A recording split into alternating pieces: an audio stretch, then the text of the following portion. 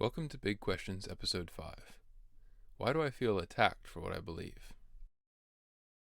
One of the toughest things about being a Christian is when people ask you questions or say things about your views that make you feel dumb, old-fashioned, or, even worse, like you are a terrible person.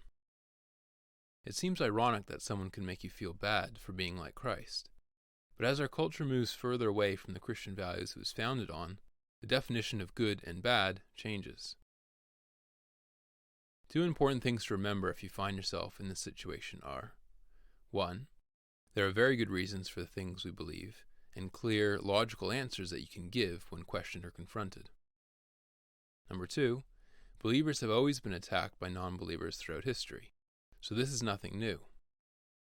Today is just a more subtle form of attack or persecution than before. One of the first records of someone getting attacked for what they believe is Noah.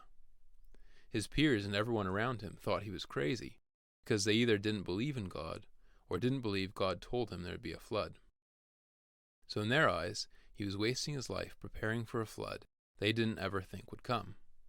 But in reality, he was the only one who didn't waste his life because he survived when the flood came and they all died. There's another example a few generations after Noah, the tragic story of Lot. Lot was Abraham's nephew and came with him all the way from Ur. But then once they got to the land of Canaan, unfortunately decided to part ways with his uncle and move to Sodom and Gomorrah. He rose to some amount of power and influence over time, but the people of Sodom began to resent Lot because they didn't agree with Lot's beliefs. It reached a climax when the men of the city attacked Lot's house and were angry at him because two strangers came into the city and Lot was hiding them in his house. There was some dialogue, and then in Genesis chapter 19, verse 9, the men of Sodom say, "Stand back." Then they said, "This fellow came to sojourn, and he has become the judge. Now we will deal worse with you than with them." Then they pressed hard against the man Lot, and drew near to break the door down. The men of Sodom clearly felt judged by the things that Lot had been saying, and when attacking him verbally for his beliefs didn't work, they decided to attack him physically instead. There are 3 reasons why the men of Sodom should have thought twice before attacking Lot like this. 1. Violence is never a good solution. 2. They owed Lot their lives. Just a few years before, Abraham had rescued the entire population from an invading army because of Lot.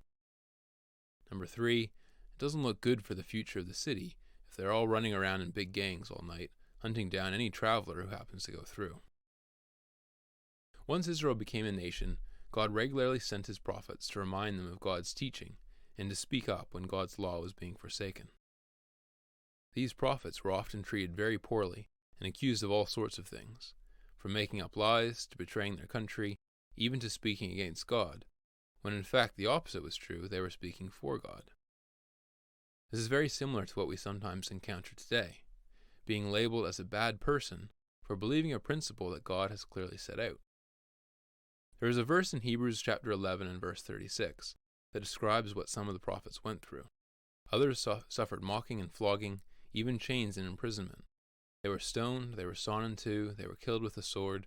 They went about in skins of sheep and goats, destitute, afflicted, mistreated. Of whom the world was not worthy, wandering about in deserts and mountains, and in dens and caves of the earth. Even Jesus wasn't immune from this. He was accused of being a glutton, a winebibber, a friend of publicans and sinners, a lawbreaker, and even of speaking against God and Moses.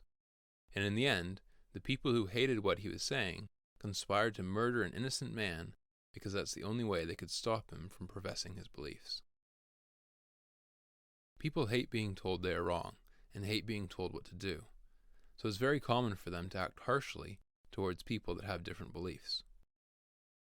Jesus warned us this would happen in John chapter 15, verse 18.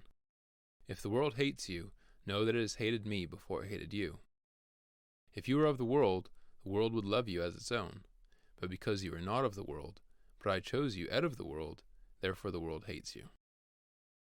Paul also picks this up in his letter to Timothy, 2 Timothy 4, verse 3. "For the time is coming when people will not endure sound teaching, but having itching ears, they will accumulate for themselves teachers to suit their own passions." No one likes to hear things that they disagree with, so we tend to flock to people that believe the same things as we do. And that's why morality in our culture changes so fast, and conflicting opinions get censored. So in conclusion, if you find yourself getting pressured or made to feel bad for what you believe, remember that this has happened to lots of people before you, even Jesus. The morals and ethics of the societies in which we live will never totally align with God's principles and are always changing. God's principles, on the other hand, never change and always stay true. God always has very good reasons for why he instructs us to live our lives the way he does. Drifting away from these principles will have devastating effects for our societies as they get further and further away from God. So when questioned by others, go back to the basics, show them the misconceptions at the foundation of their beliefs, and explain why God's principles are logical and consistent and the best and only way to live your life. Thanks for listening. Please like and subscribe to stay in touch with future videos.